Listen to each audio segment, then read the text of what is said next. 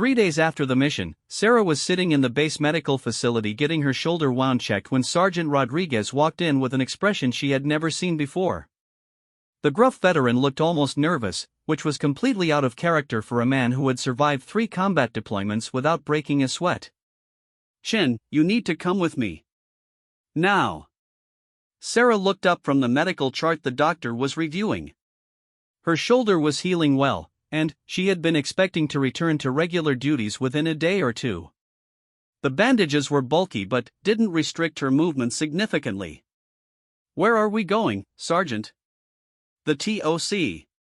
General Morrison wants to see you." Sarah felt her stomach drop. General Morrison was the commanding general for all coalition forces in Regional Command East, responsible for over 20,000 troops spread across 4 provinces. Soldiers at Sarah's level simply didn't interact with officers of that rank. When a general wanted to see a private first class, it usually meant something had gone very wrong. "What does he want to see me about?" Rodriguez just shook his head. "Above my pay grade, Chen." But, whatever you did out there on that ridge, it got his attention. The walk to the Tactical Operations Center felt like a death march. Sarah's mind raced through every possible reason why she might be in trouble. Had she violated some regulation by staying beyond her extraction window? Was she going to be disciplined for disobeying Rodriguez's direct order to proceed to her extraction point? The TOC was the nerve center of the entire regional command, a massive facility filled with communication equipment, computer screens, and maps covering every inch of wall space. Officers and enlisted personnel moved purposefully between workstations, coordinating operations across hundreds of square miles of hostile territory.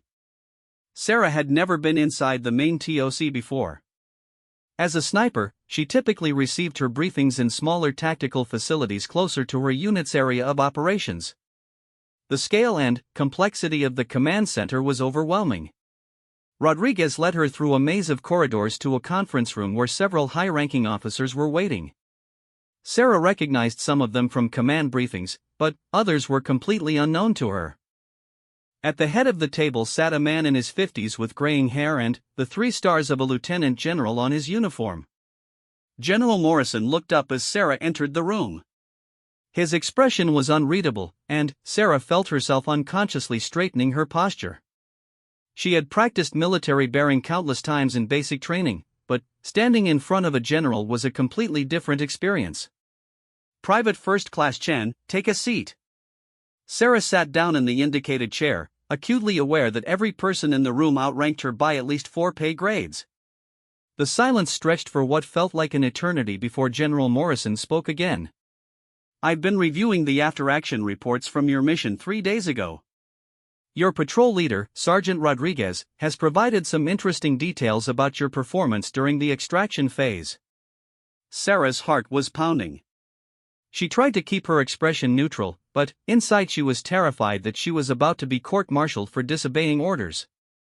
"According to these reports, you exceeded your planned ammunition expenditure by 300%, missed your designated extraction window by 47 minutes, and directly disobeyed a lawful order from your team leader to proceed to your extraction point." General Morrison paused, looking directly at Sarah. "Is that accurate?" "Yes, sir. And yet, according to the same reports, your actions resulted in the elimination of multiple high-value targets, the prevention of significant coalition casualties, and the successful completion of a high-priority mission." Sarah wasn't sure if she was supposed to respond, so she remained silent. General Morrison turned to a large screen on the wall, which displayed a detailed map of the village where the mission had taken place. Red symbols marked enemy positions, while blue symbols showed coalition movements. Sarah could see her sniper position marked on the ridge, along with lines indicating her fields of fire. "Colonel Patterson, would you walk us through what the drone footage showed?" A colonel sitting near the screen stood up and began pointing to various locations on the map. "Sir, the Predator drone recorded the entire engagement. Private Chen eliminated 11 confirmed enemy fighters over the course of the operation, including crews of 2 heavy weapons systems that posed direct threats to our extraction aircraft." Sarah was stunned. She had been so focused on individual targets during the firefight that she hadn't kept count of her total engagements. 11 enemy fighters eliminated by one sniper was an extraordinary number for a single operation. The drone footage also shows that Private Chen's decision to remain in her overwatch position beyond her extraction window was directly responsible for preventing what would likely have been the destruction of at least one helicopter and the loss of multiple coalition lives. General Morrison nodded thoughtfully. Colonel Patterson, in your assessment, what would have happened if Private Chen had followed standard operating procedures and proceeded to her extraction point when ordered? Sir, based on the positioning of enemy heavy weapons teams and the timing of their setup, I assess that there is a high probability that the first extraction helicopter would have been destroyed by recoilless rifle fire. The crew of 4 would have been killed instantly, and, depending on the aircraft's fuel state, there might have been secondary explosions that could have damaged the second helicopter as well. The room fell silent as the implications sank in. Sarah realized that her split-second decision to engage the recoilless rifle team had potentially saved 16 lives, the helicopter crew, the patrol members on board, and the high-value prisoner they had captured. General Morrison turned back to Sarah. Private Chen, I want you to walk me through your decision-making process during the final phase of the mission. Start with when you identified the recoilless rifle team. Sarah took a deep breath, organizing her thoughts. Sir, I observed the enemy weapons team setting up their system with a direct line of sight to the landing zone. The crew appeared to be experienced and was working quickly to engage our helicopters. I assessed that the threat to coalition aircraft was imminent and could not be eliminated by ground forces due to their positioning and the time constraints of the extraction. And, when Sergeant Rodriguez ordered you to proceed to your extraction point? Sir, I understood the order, but I also understood that failing to neutralize the heavy weapons threat would likely result in coalition casualties. I made the decision that mission accomplishment and the safety of my fellow soldiers took precedence over my personal extraction. Even though you knew that missing your extraction window would strand you in hostile territory? Yes, sir. The risk to coalition forces was immediate and definite. The risk to myself was future and uncertain. General Morrison leaned back in his chair, studying Sarah carefully. Private Chen, in your assessment, was your decision to disobey a direct order justified? This was the question Sarah had been dreading. Military discipline was built on following orders, especially in combat situations. Disobeying a direct order from a superior could result in court-martial and prison time. Sir, I believed that the tactical situation had changed in a way that made the original order inappropriate. My duty was to provide overwatch for the patrol, and that duty continued until all coalition forces were safely extracted. The appearance of additional heavy weapons threats meant that my mission was not yet complete. And you took it upon yourself to make that assessment? Yes, sir. General Morrison nodded slowly, then turned to the other officers in the room. Gentlemen, I'd like your assessments of Private Chen's actions and decision-making. The next 30 minutes consisted of a detailed tactical analysis of the entire mission. Officers examined Sarah's fields of fire, discussed the timing of her engagements, and analyzed the effectiveness of her target selection.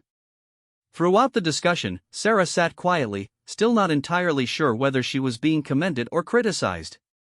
Finally, General Morrison called for silence and turned back to Sarah.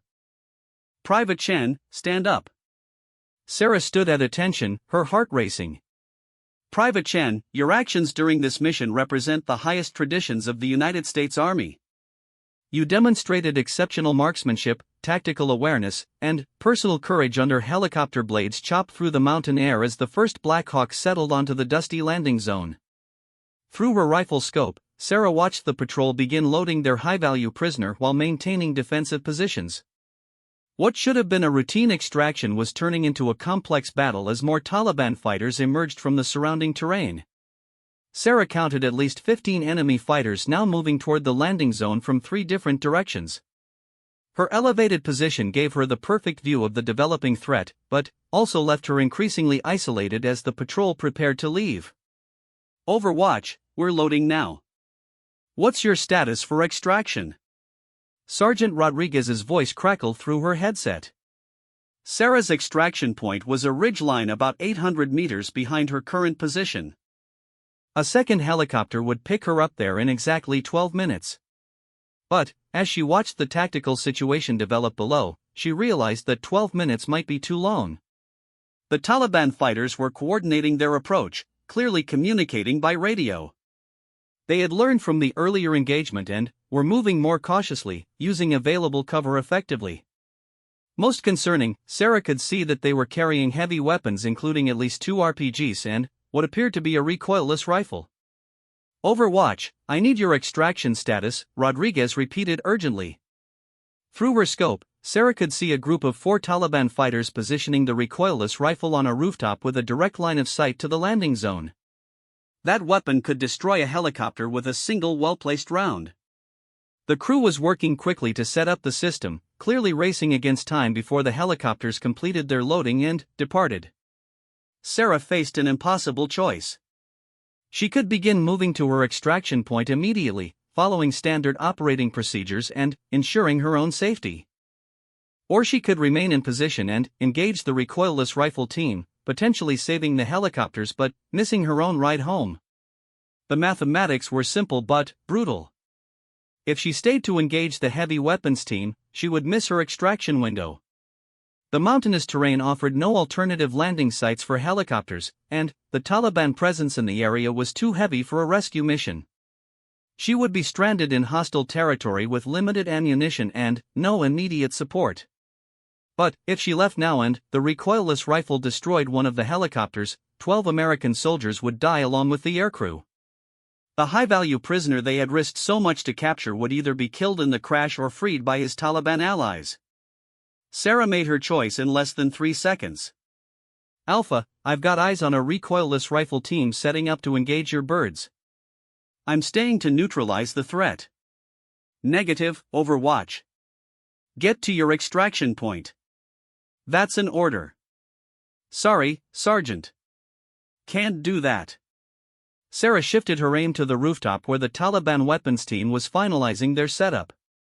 The range was approximately 400 meters, well within her capabilities, but the target was partially concealed behind a low wall. She would need to time her shot perfectly, waiting for the gunner to expose himself while aiming the recoilless rifle. Through her scope, she could see the weapon crew making final adjustments. The gunner was kneeling behind the weapon system, preparing to fire. In seconds, he would have a clear shot at the first helicopter, which was still sitting on the ground with its rotors turning. Sarah controlled her breathing and found her natural firing pause. The crosshairs settled on the space just above the wall where the gunner's head would appear when he took aim. She squeezed the trigger smoothly, following through completely. The shot was perfect. The gunner collapsed immediately, falling across his weapon system. The other crew members dove for cover, abandoning the recoilless rifle. The immediate threat to the helicopters was eliminated. Threat neutralized. Your birds are clear for takeoff. Overwatch, get moving to your extraction point now. Sarah was already packing her equipment when she spotted the next problem. A Taliban fighter with an RPG was moving into position behind a stone wall, clearly planning to engage the helicopters during takeoff when they would be most vulnerable. The shot was at extreme range, nearly 600 meters, but Sarah had no choice. She quickly set up for the long-range shot, adjusting for wind and elevation. The RPG gunner was moving carefully, using cover effectively, but Sarah caught him during a brief moment when he exposed himself to get a better view of the landing zone. Her second shot at extreme range was another hit. The RPG gunner fell backward, his weapon clattering across the stones. But the shot had also revealed Sarah's position to other Taliban fighters, who immediately began directing fire toward her ridgeline. Bullets began impacting the rocks around her position as Sarah completed packing her gear. She had eliminated the 2 most serious threats to the helicopters, but now she was taking effective enemy fire. Her extraction window had already closed. The second helicopter would not wait for her at the designated pickup point. Alpha, this is Overwatch. I'm taking fire and missed my extraction window. Proceeding to alternate Rally Point Bravo. Overwatch, can you make it to Rally Point Bravo? Sarah looked at her map quickly. Rally Point Bravo was a secondary extraction site about 2 kilometers away through difficult mountain terrain. The route would take her through areas where Taliban fighters might be positioned, and she would be traveling alone with limited ammunition. I can make it. Just keep those birds safe. As the first helicopter lifted off with the prisoner and half the patrol, Sarah began her movement toward Rally Point Bravo. The second helicopter was still on the ground, loading the remaining soldiers, but it was clear of the immediate heavy weapons threats she had neutralized. Moving carefully down the backside of the ridge, Sarah used every piece of cover available. The Taliban fighters who had been shooting at her position were now moving to intercept her movement, but they had to guess at her route since they couldn't see her directly. The terrain was brutal, loose rocks, steep slopes, and minimal cover. Sarah had to move quickly to stay ahead of her pursuers while being careful not to twist an ankle or fall in the treacherous mountain environment. Every few hundred meters, she paused to listen for sounds of pursuit and to check her map. After 30 minutes of hard movement, Sarah reached a small valley that offered some concealment but also represented a potential trap. The valley floor was the fastest route toward Rally Point Bravo, but if Taliban fighters reached the high ground on either side, she would be caught in a deadly crossfire. She decided to take the risk, moving quickly across the valley floor while constantly scanning the ridgelines above. Halfway across, she heard voices echoing off the mountain walls. Taliban fighters were communicating nearby, probably trying to coordinate their search for her. Sarah found a small cave in the valley wall and took cover, listening carefully to determine the location and number of her pursuers. The voices seemed to be coming from at least 2 different directions, suggesting that multiple groups were now hunting for her. Through a gap in the rocks, she could see 3 Taliban fighters moving along the ridgeline above her position. They were armed with AK-47s and appeared to be following her tracks. If they continued on their current path, they would discover her hiding place within minutes. Sarah had a difficult decision to make. She could remain hidden and hope the fighters passed by without discovering her, but if they found her in the cave, she would be trapped with no room to maneuver. Alternatively, she could engage them from her current position, but gunfire would reveal her location to any other Taliban groups in the area. She chose to engage. Better to fight from a position of her choosing than to be discovered and trapped in the cave. Sarah set up her rifle with a clear field of fire toward the ridgeline above. The first Taliban fighter came into view about 200 meters away, moving carefully but clearly following her trail. Sarah lined up her shot and fired. The man dropped immediately, and his 2 companions dove for cover among the rocks. The sound of gunfire echoed through the valley, and Sarah knew that any other Taliban forces in the area would now converge on her position. She had maybe 10 minutes before she would be overwhelmed by superior numbers. Moving quickly, Sarah left the cave and began climbing the opposite valley wall, heading toward higher ground. If she could reach the ridgeline, she would have better visibility and more options for movement. The climb was exhausting, but adrenaline and training kept her moving. Behind her, she could hear more voices as additional Taliban fighters arrived at her former position. They were organizing a systematic search of the area, and it was only a matter of time before they picked up her trail again. Sarah reached the ridgeline just as the first pursuing fighters emerged from the valley below. She was now about a kilometer from Rally Point Bravo, but the route would take her across open ground where she would be visible to anyone following her. Looking through her rifle scope, Sarah could see Rally Point Bravo in the distance. It was a small clearing on a mountain plateau, perfect for helicopter landing but offering no cover or concealment. If Taliban fighters reached the area before her extraction helicopter arrived, they could easily prevent any rescue attempt. She began moving toward the rally point, using whatever cover was available but knowing that speed was now more important than concealment. Every minute of delay increased the chance that enemy forces would reach the extraction site first. The mountain terrain was unforgiving. Sarah's legs burned as she climbed steep slopes and navigated around cliff faces. Her water supply was running low, and the thin mountain air made every breath a struggle. But she kept moving, driven by the knowledge that her fellow soldiers had trusted her to complete the mission. With about 500 meters to go, Sarah heard the sound she had been dreading, helicopter rotors in the distance. Her extraction bird was approaching Rally Point Bravo, but she wasn't there yet. If the helicopter landed and she wasn't in position, the crew would have to make a terrible choice between waiting and risking being shot down, or leaving without her. Sarah pushed herself harder than she ever had before, running across open ground despite the risk of being spotted. She could see the helicopter now, a Black Hawk approaching the rally point from the southeast. The crew would be scanning for her signal, a specific pattern of mirror flashes that would confirm her identity. She reached Rally Point Bravo just as the helicopter began its approach. Sarah immediately began signaling with her signal mirror, flashing the agreed-upon pattern toward the aircraft.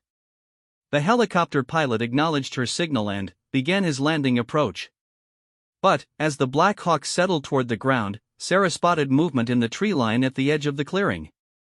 Taliban fighters had reached the area and were positioning themselves to engage the helicopter during landing, when it would be most vulnerable. Sarah counted at least 6 fighters, possibly more. They were well positioned and clearly waiting for the helicopter to land before revealing themselves. Once again, she faced the choice between her own safety and the lives of others. The helicopter was now just 50 feet above the ground, its crew unaware of the Taliban fighters hidden in the trees. In seconds, those fighters would open fire on the aircraft with automatic weapons and, possibly RPGs. Sarah made her decision instantly. Instead of running toward the helicopter for extraction, she turned toward the tree line and began engaging the hidden Taliban fighters. Her first shot took out a fighter who was raising an RPG to his shoulder. The man fell backward into the underbrush, and immediately the other fighters began returning fire. The helicopter pilot, realizing he was landing in a hot zone, pulled up and began circling the area.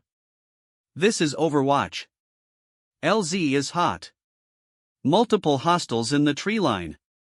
Do not attempt landing until I clear them out. Sarah knew she was in an impossible situation. She was outnumbered at least 6-1, running low on ammunition, and fighting from an exposed position. But she also knew that if she could eliminate or suppress the Taliban fighters, the helicopter could land and extract her safely. Moving quickly to a new firing position, Sarah began systematically engaging the enemy fighters. Her second shot wounded another fighter, causing the others to take better cover. Her third shot eliminated a fighter who was trying to flank her position. The Taliban fighters were now focused entirely on her, giving the helicopter crew the opportunity to provide supporting fire with the aircraft's mounted machine guns. The door gunner opened up on the tree line, forcing the remaining enemy fighters to take cover. Overwatch, can you get to the bird now? The pilot's voice came through her headset. Sarah looked at the distance between her position and where the helicopter was hovering. It was about 100 meters of open ground with no cover. If she ran for the aircraft, the Taliban fighters would have clear shots at her the entire way. But staying put wasn't an option either. Her ammunition was almost exhausted, and more enemy fighters were probably moving toward the sound of gunfire. This was her only chance for extraction. I'm moving to you now. Keep that tree line suppressed. Sarah broke from cover and began sprinting toward the helicopter. Behind her, she could hear AK-47 fire as the Taliban fighters engaged her, but the door gunner's machine gun was keeping their heads down and their aim poor. The run to the helicopter was the longest 100 meters of Sarah's life. Bullets kicked up dust around her feet as she zigzagged across the open ground. The helicopter crew was laying down heavy suppressive fire, but some enemy rounds were still getting through. Just as Sarah reached the helicopter, she felt a sharp pain in her left shoulder. A Taliban bullet had found its mark, but the wound wasn't immediately debilitating. Hands reached out from the helicopter to pull her aboard as the pilot began pulling up and away from the hostile landing zone. As the Black Hawk climbed away from Rally Point Bravo, Sarah looked down at the tree line where muzzle flashes still flickered. She had made it out, but barely. The mission was complete, the high-value target was in custody, and all coalition forces had been extracted safely. But Sarah's actions during the extraction had not gone unnoticed. Unknown to her, General Morrison, the commanding general of all coalition forces in the region, had been monitoring the mission from the Tactical Operations Center. He had listened to every radio transmission and watched the entire operation unfold through drone footage. Of the morning mist clung to the Afghan mountains like a shroud, and Private First Class Sarah Chen pressed her eye to the scope of her M24 rifle. From her position on the rocky ridge, she could see the entire valley spread below like a chessboard. Her job was simple: provide overwatch for the patrol moving through the village of Kalar. Simple, but never easy. Sarah had been in Afghanistan for 8 months now, and, in all that time, she had never fired a shot in anger. She was backup, insurance, the guardian angel that nobody talked about but everyone was grateful existed. While the infantry soldiers kicked down doors and cleared buildings, she watched from above, ready to eliminate any threat that emerged from the shadows. The radio crackled in her ear. "Overwatch, this is Alpha Team. We're moving to Building 3. Keep your eyes open." "Copy, Alpha."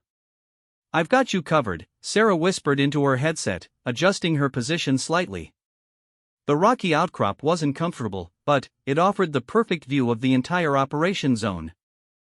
Through her scope, she watched as 12 soldiers moved in formation toward a cluster of mud brick buildings.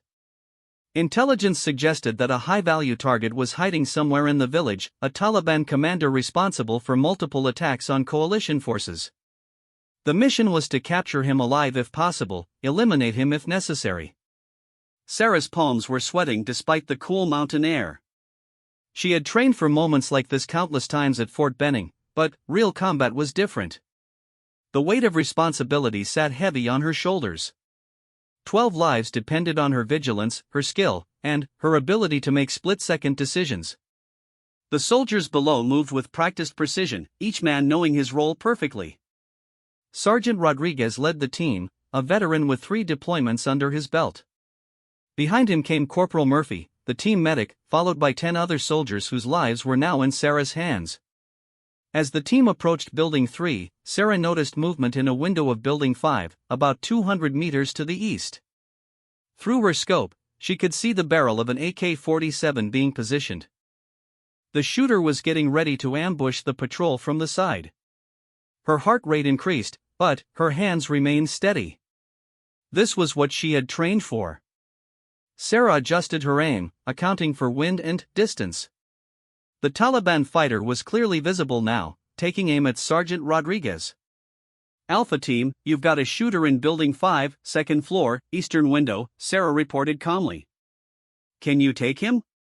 Rodriguez's voice came back immediately. Sarah had a clear shot. The target was motionless, focused on the soldiers below. One squeeze of the trigger, and the threat would be eliminated. But something made her hesitate. Through the scope, she could see that the fighter looked young, maybe even a teenager. In that moment of hesitation, she noticed something else. The young man wasn't alone. Behind him, partially hidden in the shadows, she could see movement. Multiple shapes, the outlines of several people. This wasn't a single sniper, it was an ambush team. "Alpha, hold position. There are multiple hostiles in Building 5. I count at least 4, possibly more." The patrol froze, taking cover behind a low stone wall. Through her scope, Sarah could now see the full extent of the trap. The Taliban had positioned fighters in 3 different buildings, creating a deadly crossfire zone. If the patrol had continued forward, they would have walked into a killing field. But the enemy had made one crucial mistake. They hadn't spotted Sarah's position. From her vantage point high on the ridge, she could see all of their positions while remaining invisible herself. "Alpha, this is Overwatch. I can see the whole setup. They've got you in a potential crossfire. Building 5 has at least 4 fighters, Building 7 has 2 on the roof, and I'm seeing movement in Building 9 as well." Sergeant Rodriguez processed this information quickly. "Options, Overwatch?" Sarah studied the situation carefully. The enemy positions were well chosen, but they had one weakness. They were all focused on the same kill zone where they expected the patrol to enter. None of them were watching each other's backs. "I can take out the Building 7 team first.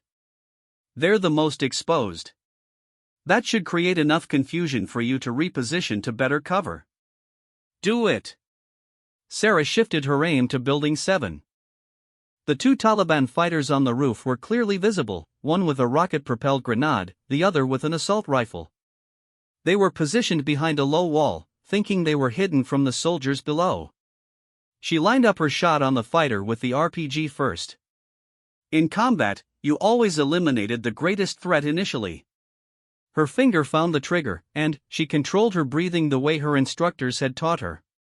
The shot rang out across the valley, echoing off the mountain walls. Through her scope, she saw the fighter drop instantly. His companion spun around, confused, looking for the source of the shot. Sarah was already adjusting her aim.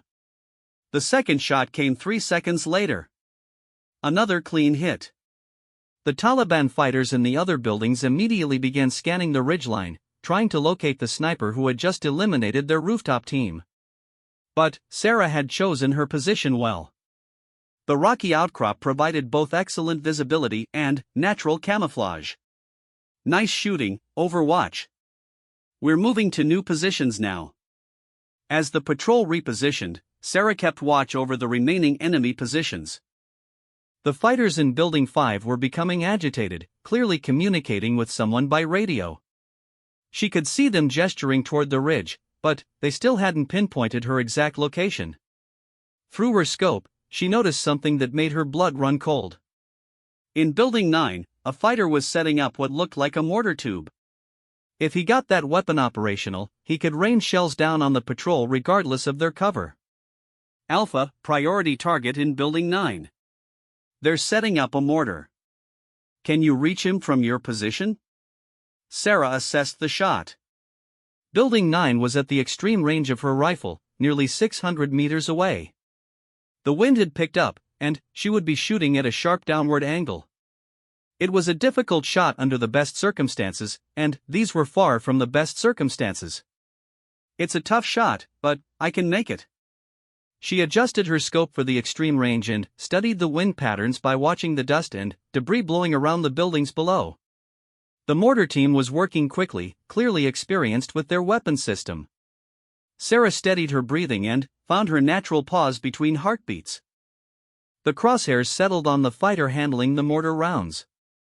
At this range, even a perfect shot might not be immediately fatal, but it would disable the mortar team and buy the patrol time to maneuver. The shot was the most difficult of her military career. The bullet had to travel over a quarter of a mile, dropping significantly due to gravity while fighting against the mountain wind. Sarah squeezed the trigger smoothly, following through completely. Through her scope, she saw the fighter stumble and fall. The mortar round he had been holding dropped and rolled across the floor. His teammates immediately dragged him away from the window, and the mortar setup was abandoned. Target neutralized. Mortar threat eliminated. The remaining Taliban fighters in Building 5 were now in full retreat mode. Sarah could see them moving rapidly through the building, clearly preparing to abandon their positions. They had lost the element of surprise and taken casualties without being able to effectively engage the patrol. Alpha, remaining hostiles in Building 5 are moving to extract. They're heading for the rear of the building. Sergeant Rodriguez made a quick tactical decision. Rather than pursue a fleeing enemy through unknown terrain, he chose to complete the original mission. Copy, Overwatch. We're moving to secure the primary target building. Keep watching our backs. As the patrol advanced toward their original objective, Sarah maintained her vigil from the ridge. The Taliban fighters from Building 5 had disappeared into the maze of alleyways and compounds that made up the village, but she knew they might circle back for another attack. The next 20 minutes were tense but uneventful. The patrol methodically cleared Building 3, the suspected location of the Taliban commander. Sarah watched as soldiers moved room by room, following proper clearing procedures. Then, Rodriguez's voice came over the radio with the news everyone had hoped to hear: "Overwatch, we've got him. Target is in custody. Beginning extraction now." As the patrol prepared to leave the village with their high-value prisoner, Sarah began packing her equipment. The mission had been a complete success. The target was captured alive, no coalition casualties had been sustained, and multiple enemy fighters had been neutralized or driven off. But, as she prepared to leave her position, Sarah noticed something that made her freeze. Movement in the village below, but not where she expected it. A group of armed fighters was approaching the patrol's planned extraction route from an unexpected direction. These weren't the same Taliban who had fled Building 5. This was a different group, possibly a quick reaction force that had been alerted by the earlier fighting. They were moving to intercept the patrol at a narrow pass between two buildings, the only viable route back to the landing zone where helicopters would pick up the team. Sarah quickly radioed the patrol, "Alpha, you've got company. New group of hostiles moving to block your extraction route. I count 8 fighters, possibly more." The situation had suddenly become much more dangerous. The patrol was carrying a prisoner and moving through confined terrain. They would be vulnerable to ambush, and, with the prisoner to protect, their tactical options were limited. "Can you engage them, Overwatch?" Sarah studied the new threat through her scope. The fighters were moving in single file through a narrow alley, heading directly for the choke point where they could trap the patrol. From her position, she had a clear field of fire on the entire group. But, engaging 8 targets with a bolt-action rifle would be extremely challenging. Even with her skill, she could realistically expect to eliminate maybe 3 or 4 before the others found cover and began returning fire in her direction. "I can slow them down, but 8 targets is a lot for one rifle." "Do what you can. We're moving fast to beat them to the pass." Sarah made a quick tactical decision. Instead of trying to eliminate all 8 fighters, she would target the leaders and try to break up their formation. If she could create enough chaos and confusion, the patrol might be able to slip through before the enemy could reorganize. She aimed at the lead fighter, a tall man carrying what appeared to be a squad automatic weapon. Taking out the machine gunner would significantly reduce the enemy's firepower. The shot was clean, and the man dropped instantly. The remaining 7 fighters immediately scattered, diving for whatever cover they could find in the narrow alley. Sarah quickly worked the bolt of her rifle and acquired her next target. A fighter with an RPG was trying to find a position where he could engage the patrol. Sarah's second shot eliminated that threat as well. By now, the Taliban fighters were actively searching for her position. She could see muzzle flashes as several of them began firing at the ridgeline, though their shots were going wide. They knew approximately where she was, but the distance and her concealment made her a difficult target. Sarah continued engaging targets of opportunity while the patrol raced toward the extraction point. Her third and fourth shots wounded 2 more fighters, effectively breaking up their organized advance. The surviving Taliban were now focused more on finding cover than on intercepting the patrol. "Overwatch, we're approaching the LZ. Can you cover our movement for another 2 minutes?" "Copy, Alpha. I've got you." As the patrol reached the landing zone, Sarah could hear the distinctive sound of helicopter rotors in the distance. The extraction birds were inbound, but the Taliban fighters were regrouping and would likely make one final attempt to disrupt the mission. Through her scope, she watched as the patrol established a defensive perimeter around the landing zone. The prisoner was secured in the center of the formation, and all soldiers were scanning for threats. From her elevated position, Sarah could provide security for approaches that the ground team couldn't effectively monitor. The helicopters appeared over the mountain ridge, 2 Black Hawks flying in formation. As they began their approach to the landing zone, Sarah noticed movement from a new direction. More Taliban fighters were approaching, apparently drawn by the sound of the helicopters.